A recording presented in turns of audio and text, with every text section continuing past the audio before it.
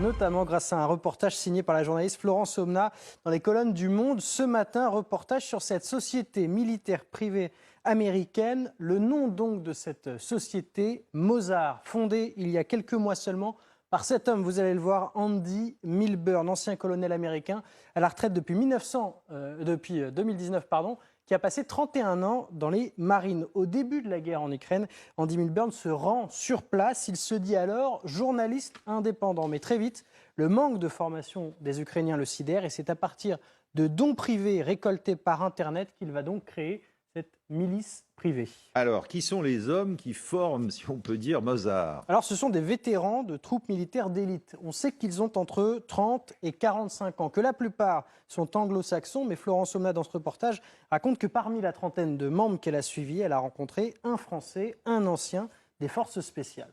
Oui, alors ça, c'est une chose, mais que font-ils en Ukraine et est-ce qu'ils combattent directement? Officiellement, non. Andy Milburn revendique des missions humanitaires, des missions de formation, et il en veut pour preuve le fait qu'aucun membre de ce groupe, de cette société privée militaire, ne porte d'armes. Concrètement, les membres de Mossad sont présents dans le Donbass, dans la partie est du pays.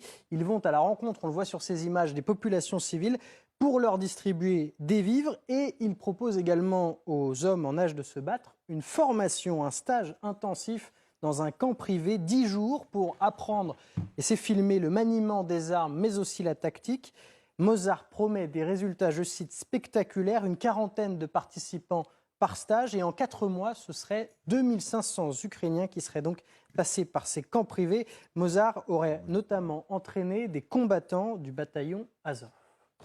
Merci beaucoup, Baptiste. Merci pour ces précisions.